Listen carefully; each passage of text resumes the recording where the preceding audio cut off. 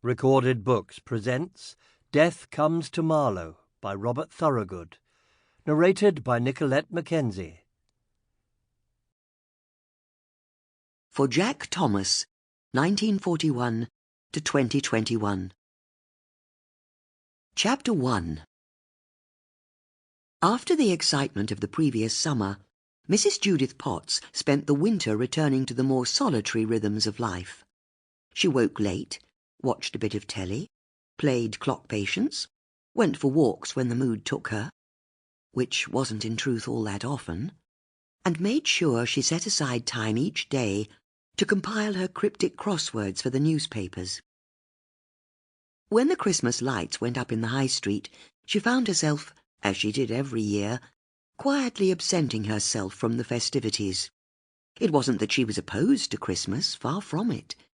It was more that she felt it belonged to other people, mostly parents with young children, and families hell-bent on enforced jollity.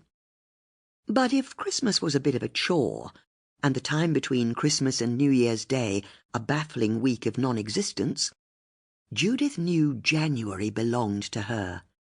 It was almost her favourite month. No one asked her to do anything in January, or go anywhere. She could fully recharge her batteries and take stock. And go wild swimming, of course. Judith didn't let the fact that it was winter deter her from her near-daily dips in the River Thames. At this time of year, her swims were of necessity brief, but she never missed the chance to commune with nature, and she loved the zingy feeling her skin had for the rest of the day. She especially loved to swim when she had a problem to work through, which was why she was in the Thames on this particular January morning. She was trying to solve a mystery. It had started that morning when she'd picked up that week's copy of the Marlow Free Press. Seeing it was the beginning of the year, the paper was even more bereft of news than usual. The lead story concerned the shock closure of a local post box. But it was the cryptic crossword that Judith looked forward to the most.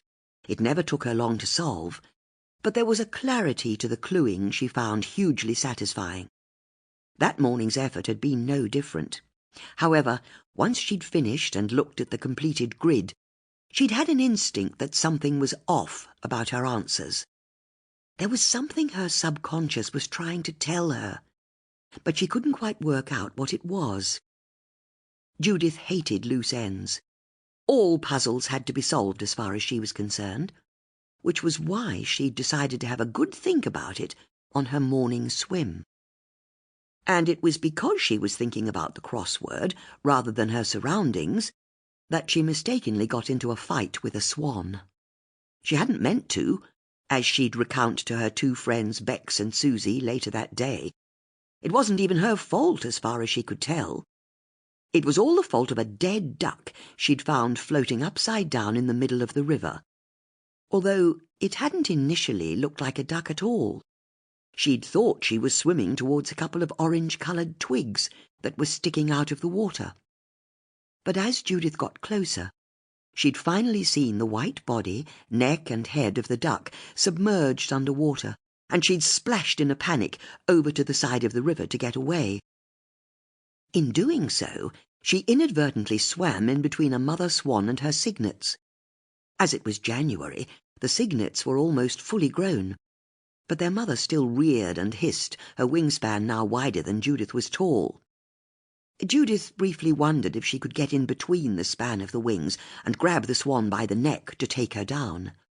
But, like nearly everyone raised in the UK, she knew that a swan can break your arm. And she also guessed there'd be something unedifying about a completely naked 78-year-old woman wrestling with a swan. Because that was the other problem. As was always the case when she went for a swim from the boathouse at the bottom of her garden, Judith wasn't wearing a swimming costume. Of course she wasn't.